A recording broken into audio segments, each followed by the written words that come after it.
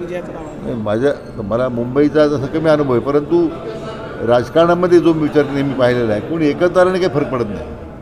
शेवटी जनता विचारावर असते आणि या राज्य सरकारचं जे नेतृत्व आहे, ज्यांचं मार्गदर्शन कोणाचं आहे, विश्वगुरू आदरणीय प्रधानमंत्री नरेंद्र मोदीजींचा, मान्य अमित भाईंचा, आणि इतकं मुंबईचा एकूण चेहरामोहरा बदलण्याचं काम पायाभूत सुविधाच्या माध्यमातून जे मान्य देवेंद्रजी करत आहेत, मला लोकांचा त्याच्यावर विश्वास आहे.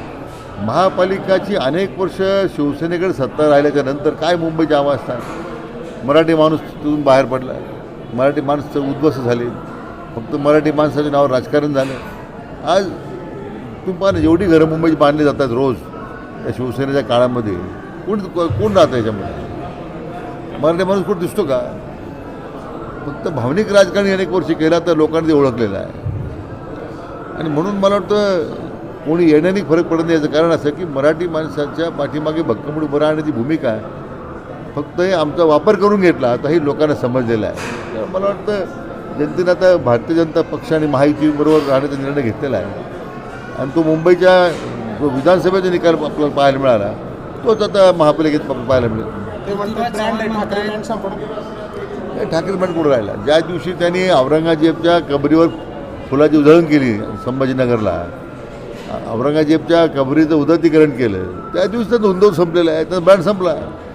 वंदनीय बाळासाहेब ठाकरेंची जी हिंदुत्वाची भूमिका होती त्याला त्याच्यावर त्यांनी पूर्णतः पोचारा फिरवलेला आहे. त्यामुळे लोकांना आता ठाकरे ब्रँड. आणि दुसरं आता ह्या तामिळनाडूच्या प्रकरणामध्ये हिंदुत्वाचं मंदिराचं संरक्षण करण्याच्या ऐवजी तिथं कुठेतरी दर्गा आहे त्यात संरक्षण करायला निघाले. कोणता ब्रँड हा? यांचा आता हिंदुत्व ब्रँड संपला.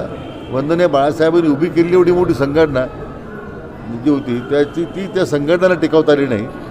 मला वाटतं त्यांचा आता ब्रँड संपला आहे, ते आता नवीन कुठं ब्रँड शोधला पाहिजे असं माझं मत आहे. मुंबईची जनता उत्तर देईल. हो, मी माझं स्पष्ट मत आहे की आदरणीय प्रधानमंत्री नरेंद्र मोदीजी यांनी ज्या पद्धतीने या संपूर्ण देशाच्या विकासाची घोडदौड सुरू केली, देश नव्हे तर जगाच्या पातळीवर एक वेगळी ओळख देशाची निर्माण केली, त्याच पद्धतीने या राज्याची वेगळी ओळख देश पातळीवर सर्वात प्रगतिशील राज्य म्हणून माननीय देवेंद्रजी या राज्याची नेतृत्व सांभाळत आहेत आणि त्याच्यावर मुंबईकर जनता निश्चितपणे समाधानी आहे. या निवडणुकीचे निकाल ते आपल्याला पाहायला मिळेल.